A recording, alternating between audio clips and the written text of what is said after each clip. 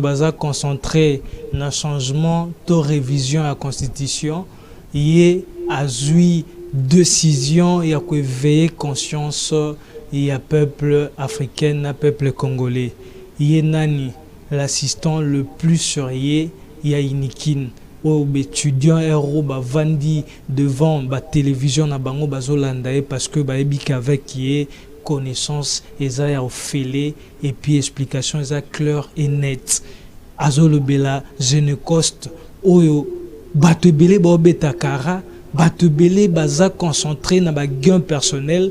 Entre temps plus de 10 millions de morts par rapport à Génécoste soit na génocide en RDC. Très cher assistant, vous avez la parole. Merci. C'est comme on vient de l'introduire. Merci pour la parole, monsieur le journaliste. C'est comme il vient de le dire, le Génocoste est un génocide congolais pour les gains économiques. C'est un terme qui est né de milliers de jeunes Congolais à Londres, qu'on appelle CAIP, qui est génocide et puis coup.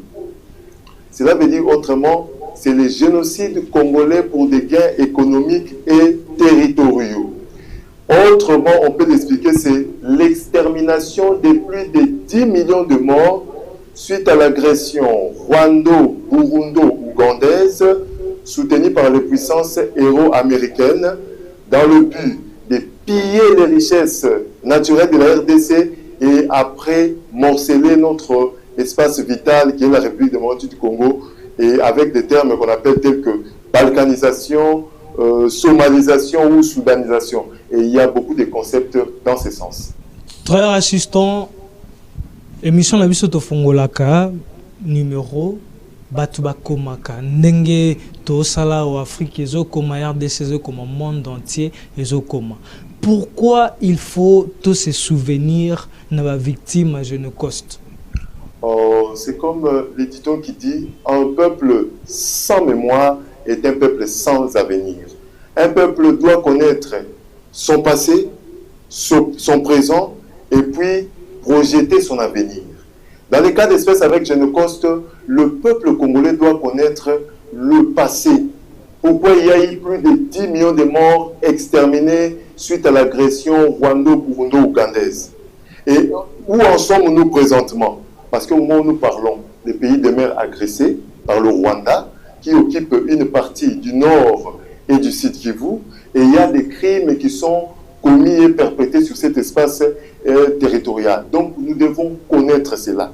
Et où en sommes-nous aujourd'hui? Nous devons, en tant que peuple, chercher comment à mettre fin à cette agression et à réclamer justice et à réclamer réparation et à mettre fin à l'agression pour que notre territoire soit épargné, extirpé de cette crise d'agression rwandaise et que cette situation de crime puisse connaître sa fin ou son épilogue. Pourquoi le monde n'en parle pas? Pourquoi le monde n'en parle pas? Un sérieux problème qui se pose dans notre pays, dans notre territoire, mais le monde n'en parle pas. Pourquoi?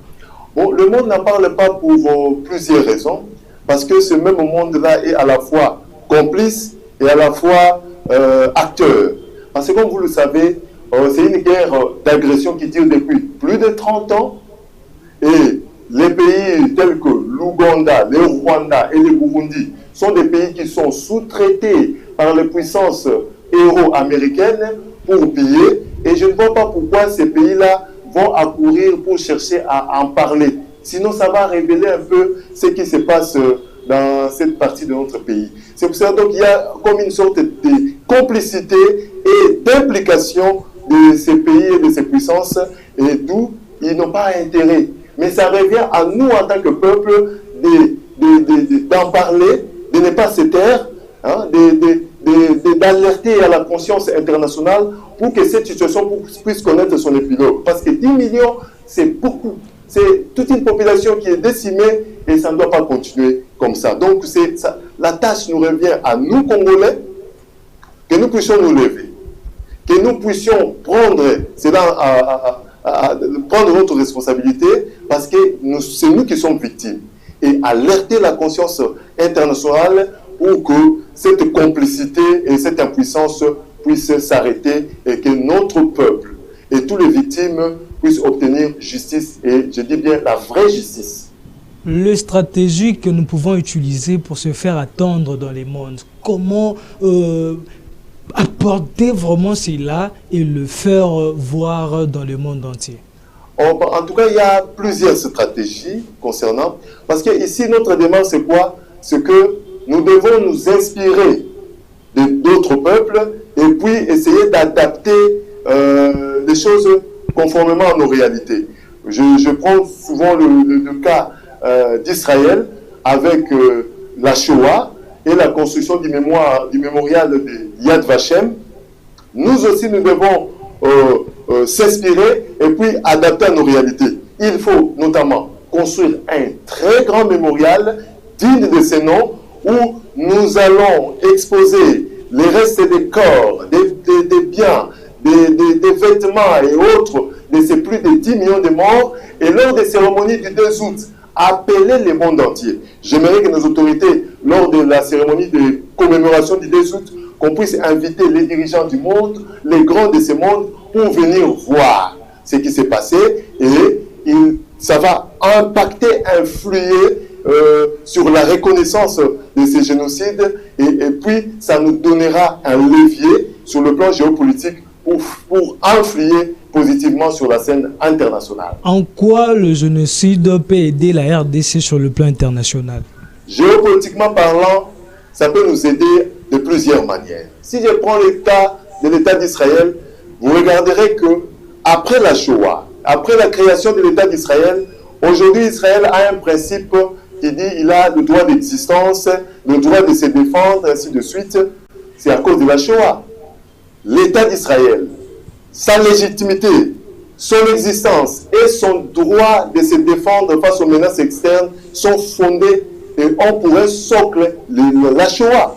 Nous aussi, nous pouvons nous inspirer et que nous puissions aussi s'inspirer et adapter cela à nos réalités pour que les génocaustes aussi soient aussi un socle par lequel nous allons imaginer comment est-ce que nous allons avoir de l'influence sur la scène internationale, comment est-ce que nous pouvons aussi influer sur les autres nations du monde pour que pareille barbarie ne puisse plus se répéter sur notre espace territorial, pour qu'il y ait un peu une sorte d'immunisation de notre territoire, qu'on puisse être un peu extirpé du mal par rapport à cela, pour que pareille barbarie ne puisse plus se répéter sur notre espace territorial. Donc, pour moi, nous devons nous inspirer de l'État d'Israël avec la Shoah et le Yad Vashem. Nous aussi, nous devons construire un grand mémorial digne de ces noms, appeler le monde à venir visiter et savoir créer des structures de formation par rapport aux génocaustes, des matières dans les cours, à l'école primaire, aux humanités, à l'université, créer même tout un centre international d'études sur les génocaustes pour que les Congolais ainsi que le reste du monde puissent se connaître et puissent ne plus permettre un tel génocide se répéter. Croyez-vous que cette reconnaissance, cette promotion, cette publicité va attribuer la paix en RDC? Absolument. Moi, je crois que ça aura un impact majeur. Vous savez, la reconnaissance du génocide congolais pour des gains économiques aura un effet domino sur d'autres aspects.